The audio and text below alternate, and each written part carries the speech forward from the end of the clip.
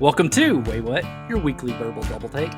This is a rabbit hole podcast where a couple of old guys do moderate to shallow dives into various topics, ranging from true crime, paranormal, sports, pop culture, or anything else that we find interesting. We drop episodes every Tuesday, and then on Fridays if we feel like it. You can follow us on Facebook, X, TikTok, and Instagram. We appreciate you joining us. Now that we got all this self-promotion stuff out of the way, here. Hello, and welcome again to another episode of Waywut. My name is Darrell, and I will be in charge of this huge, gigantic, awesome episode today. And here I am with the guy who owned 2 banana hammocks to strip at parties, whether people wanted him to or not. Jason. Yes, one had Velcro and one had a zipper. I figured it might throw you off if I used something real for once. Just keep you on your toes. I still have them just in case. That was the next question. It's even written in my script. Do you still have those? I still have them. They're pushed down some drawer somewhere. I ain't getting rid of those. You never know. Do they hang low enough now? No, I don't know if the Velcro will even strap on anymore. Didn't you have like a black leather one or something like that? Yeah, that's the one with a zipper on it. Oh, dear God. A zipper in a weirdly weird place. Yeah, it seems like a way to get an injury that nobody wants. Yes, absolutely. I don't think I've ever used a zipper. Yeah, no, that's... Yeah. Anyways, I'm having bad memories now. So let's move on to a confused rant. And it's not because I'm confused about my sexuality because of Jason. I confuse a lot of people. No, not me. I'm fine. How many people will pick up unknown objects just off the ground, buried in the walls of a cave, or out of a dumpster of an oil refinery, and just eat it? Let me revise that. How many people that aren't Jason will do that? If you're hungry, I guess you'll eat them, whatever you can get your hands on. Well, I think damn near every single person would say, hell no, I wouldn't do that. And that's because part of a parent's job is keeping babies from eating random shit that, they just get within their reach. We're all conditioned to not do that because every time we grab something when we're little, parent would be like, no. Yeah, the first thing you do is put it right in your mouth. Yeah, parents bust their asses to burn it into their children's brains to not grab random things and eat them. And kids will eat anything. My cousin swallowed a safety pin and had to have surgery. Oh, yeah, I bet. I took my eyes off my son for half a second while he was crawling, and next thing you know, he was sitting there eating out of a pile of cat vomit. Even my own parents took their eyes off of me while I was a baby, and I started chewing on cigarette butts from my dad's ashtray. Yeah. Well, that's why you're addicted. No, there weren't any lasting effects. For those that are just listening, I just took a hit off my vape. As much as I enjoy mocking Jason for taking a random pill he found in a room at a bed and breakfast, all people are unknowingly just as bad. How many people are chemistry geniuses that understand the short-term and long-term effects of various chemicals and the effects they have on the human body? I imagine that number is very small. Maybe 1,000 people in the whole world at most. There's more chemists than that, but, I'm talking about really good chemists. Now, go grab a box of cereal or a TV dinner or pretty much any kind of food in a box with a nice logo. Do you know what all those big words and the ingredients are? No. I sure as hell don't either. No. I don't know what a riboflavin is. I'm not going to go through the list of various chemicals we all ingest daily. There are far too many. I'd rather talk about the solution. The solution is not for everyone to become expert chemists. It's way easier. It's also not trusting all of the rich people in charge of the world to do the right thing or follow the laws they create, because they generally don't do either of those things. No. There are only two solutions that are practical. The most difficult would be to hunt, grow, and gather your own food. Yeah, that'd be pretty hard. Yeah, I'm too lazy for that. But if you are able to do it and that's what you do, good on you. You got it. The thing that I would suggest is to buy foods with ingredients you can read. If you're going to eat corn, then look at the ingredients. If it says anything more than corn and water, don't buy it. It's Yeah. pretty simple. That is unless you really, really like it and it's worth the trade-off. That's how I am with diet soda. There's no such thing as a healthy diet soda, but I ain't drinking my calories, and I've done my time drinking mostly water and unsweet tea. I need my bubbly caffeine, even if it eats holes in my well, what do you call it? The thing in your head, brain. That's it. Even if it eats holes in that. Wait, you drank unsweet tea? For a long time, yeah. Oh, Whenever I was kind of when I was single and I was really trying to pay attention to my figure, that's all I drank: unsweet tea and water. gross. I'd rather just stick with water. No calories, and it had caffeine. I was on a mission at the time. Was it ice unsweet tea or hot? Well, since I lived by myself, my wife loves talking about how just much of a bachelor I was whenever I was living by myself.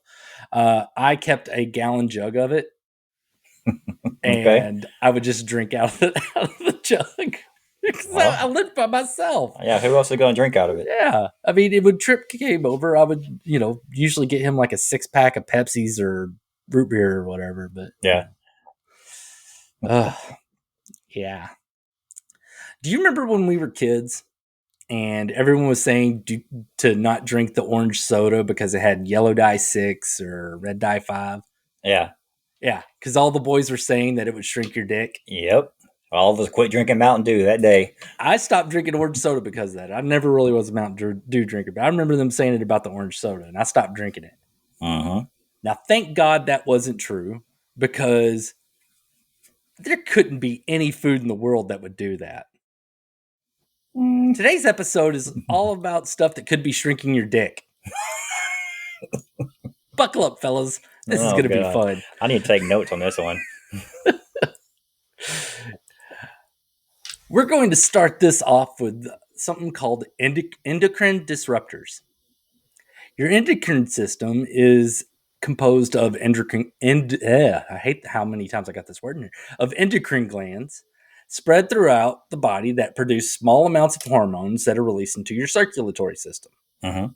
These hormones are used to signal your body for processes for things like growth, fertility, and reproduction. Now, as I said, they operate in small amounts, but that doesn't do it justice.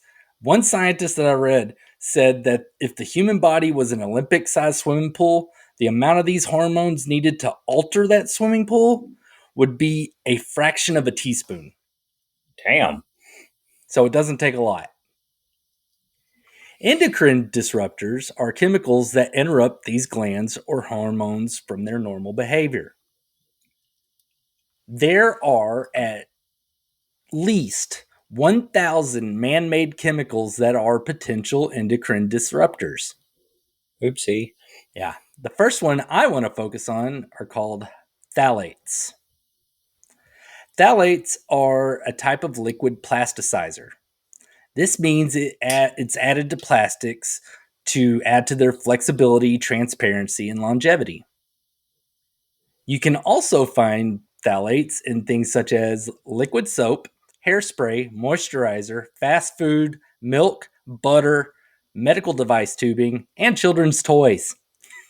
God. Why Not are butter. phthalates? Leave butter alone. Well, I don't know why they put it in dairy stuff, but I mean, it's probably just for appearances, I'm sure. Now, why are phthalates bad? When phthalates get into our bloodstream, our bodies think that the phthalate molecules are testosterone. Oh. The human body has these powerful hormones that are able to penetrate all of our tissues. So whenever your body dumps hormones, I mean, it's able to go through your muscles, your nerves, all that stuff. It's able to go through and travel and infect everything that it's supposed to affect. I mean, because all the hormones are designed to affect how all of our tissues and organs function. So the body works very, very hard to maintain the balance of these hormones, because it'd be dangerous if you get too much, too little, whatever the case may be. Mm-hmm. Men and women produce both testosterone and estrogen, Yep. and these phthalates have a negative impact on both men and women. But women don't have dicks. I'm talking about biological parts, not identity. So don't get your underwear of choice in a wad. Okay, I'm talking about wing wangs. Either way, this episode isn't about what chemicals do to cooters, so we're going to go back to wiener chemistry. The human body mistakenly identifies phthalates as testosterone.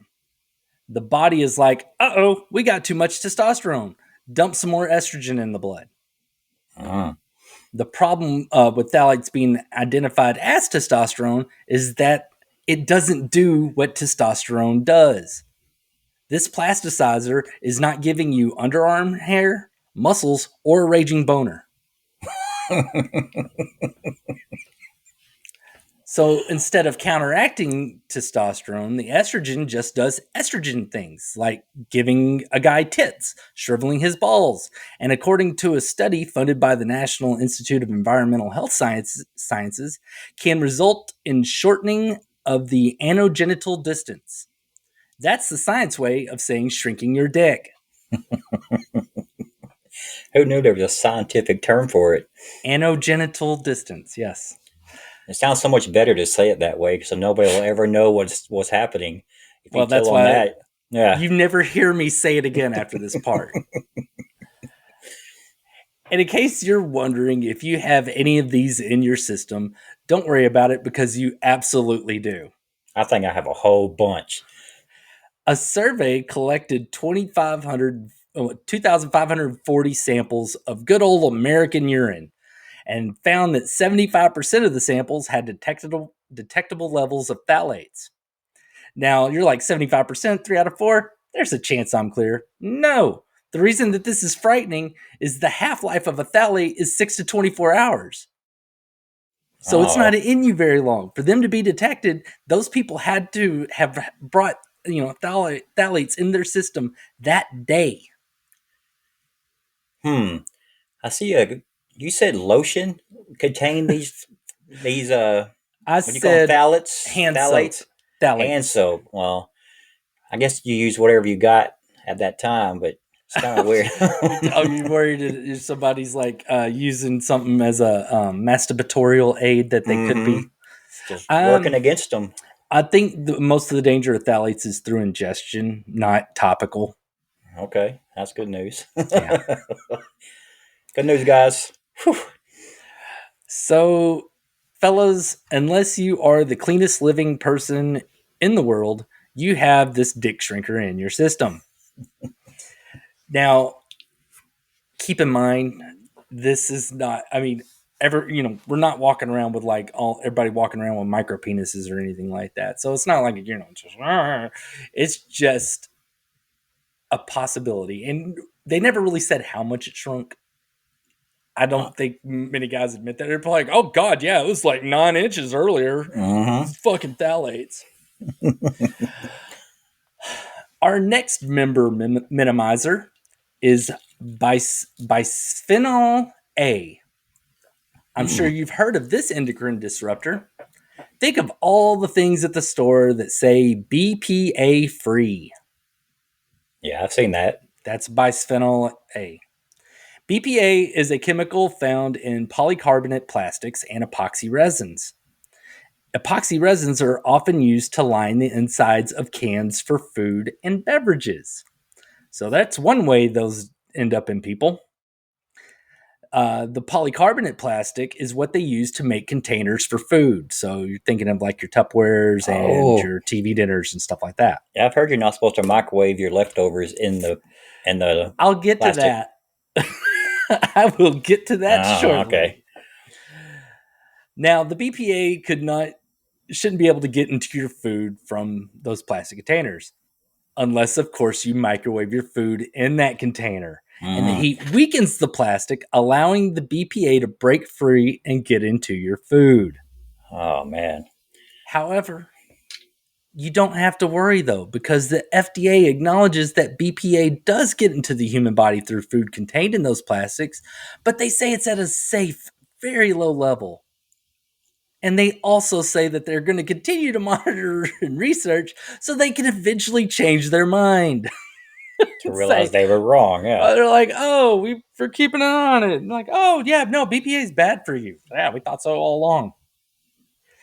So, how does BPA make your dinky dinkier?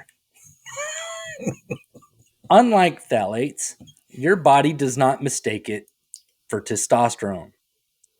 BPA is more proactive and interacts with the estrogen receptors. That means, unlike phthalates that don't act as a hormone, BPA actually does act like estrogen. Oh. Fortunately for us, it's not as potent as the actual hormone. So it's not the whole half a teaspoon thing. But the amount of exposure is lifelong. If the amount of exposure is lifelong and this mild estrogen pretender is continually activating receptors and it starts raising concerns about cumulative events. I mean, Mm-hmm. so if you're constantly having this low level thing and they're saying estrogen, estrogen, estrogen, estrogen, that's a problem. Since it's continually triggering estrogen receptors, it can cause lower sperm count, weight gain, and not being able to decide what restaurant to eat at. You know, women stuff. There was a single study in Italy of 383 young men that linked shrinking penis size to BPAs.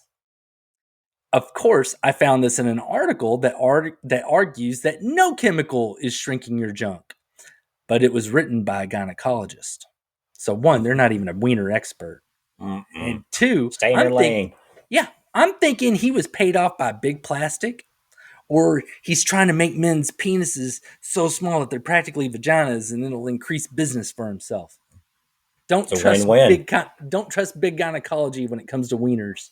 Big gynecology.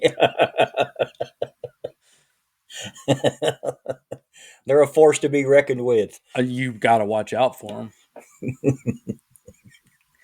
I really do agree with him that one study doesn't prove anything. However, I'm not going to gamble with my dick. I'll wait for 50 studies that prove that one wrong, and then I'll feel comfortable being okay. Yeah, BPA isn't a problem. That's great.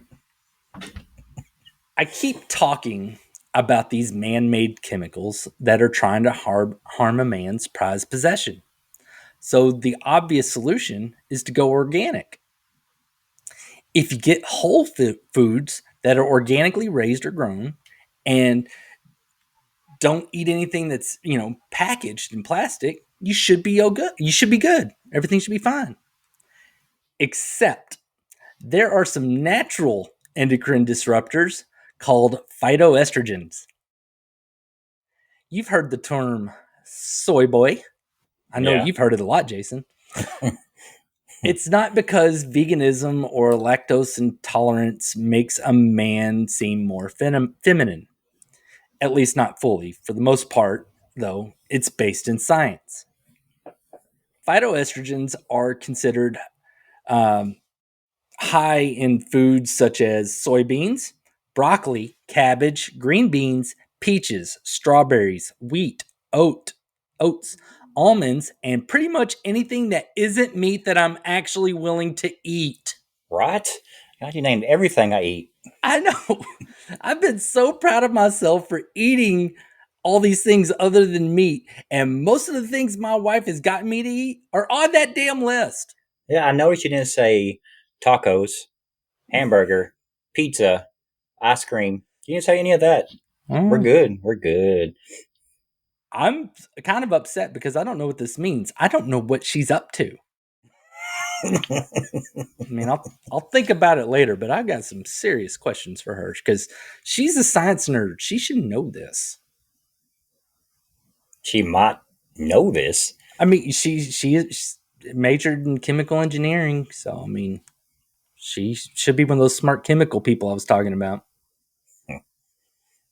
Phytoestrogens have a similar structure as human estrogen. So it would seem, that would mean that they would do like BPAs. That doesn't really seem to be the case. I really don't understand all the biochemistry words that they use in all the studies. So I'm going to dumb it down to my level. Essentially, the phytoestrogens are built to interact with two different estrogen receptors that can either activate or deactivate a process that estrogen molecule would normally do. So it can either trigger or suppress estrogen in the system. Usually, when that happens, you see reactions such as the body producing more estrogen to make up for the lack of it, or the body producing more testosterone to counteract the excess of estrogen. The effects of this in men can vary, but a report published in 2008 and another report published in 2011 were about a 60-year-old man and a 19-year-old vegan male that both experienced low testosterone, low libido, and growing boobies. According to the Soy Nutrition Institute, both of these men were consuming 9 times more phytoestrogen foods than the typical Japanese man. Why am I bringing up the Japanese man? The typical Japanese or Chinese person, either one of those countries, consume 25 times more phytoestrogen foods than a typical European. That makes So, total sense. 9 times more, these guys were consuming 9 times more than the people that consume the most of it. The stereotype is the reason, I guess, right? Yeah. Well, as a result of these incidents with these two guys, studies began testing animals and finding what they referred to as feminization of males whenever they tested it in cows and rats. What do you Your favorite, mean? Jason? Feminization, as in like they're turning to a woman? They're developing more feminine features. Oh. However, none of these tests have yet to be replicated in people. Today, most studies find more benefits than issues from consuming soy and other phytoestrogens. Then why am I putting it on this list? First, to let everyone know not to consume 9 times more phytoestrogens than what Japanese people consider normal, especially considering that they already eat too much of them. And how do I know that? I spent a lot of time in Asia.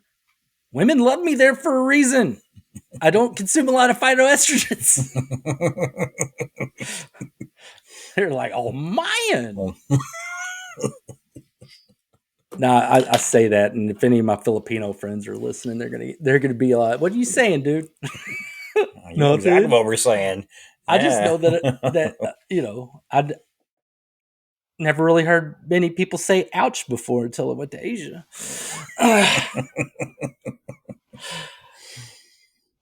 Now the second is one of the other issues with excess estrogen in men can be weight gain. When men get fatter around their junk, they lose length.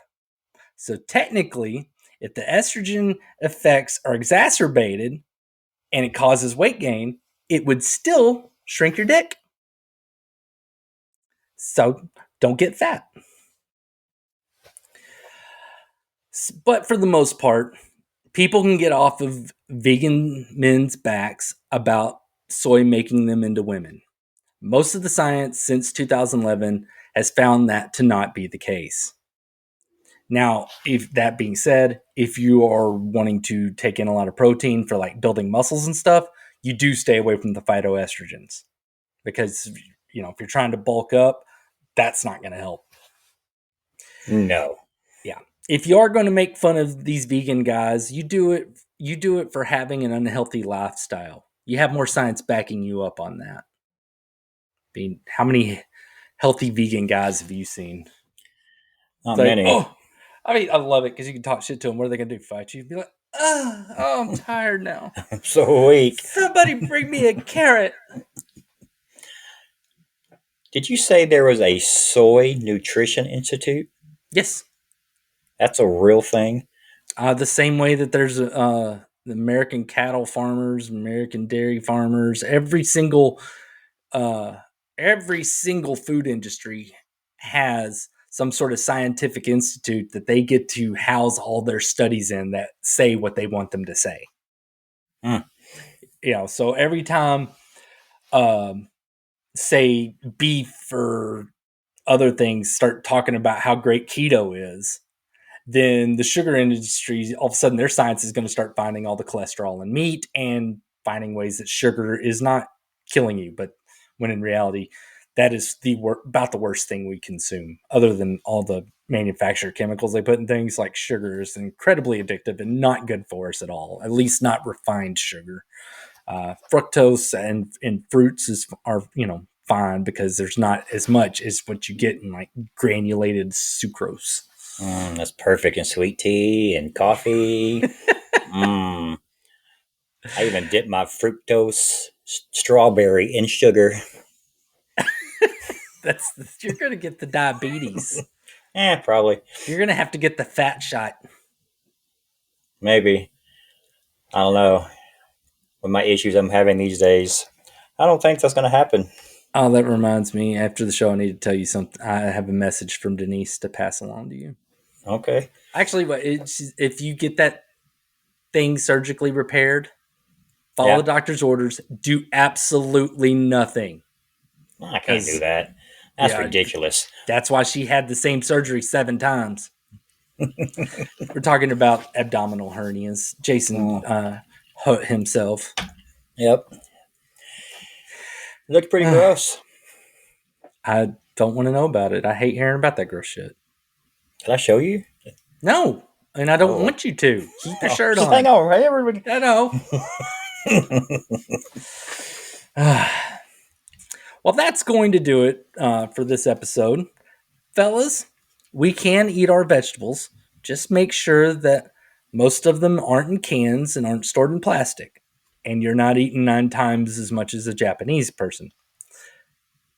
Make sure most of what you eat isn't processed, isn't stored in cans, isn't stored in plastic, and is not an ungodly amount of phytoestrogens, and your wiener will be fine. Yeah.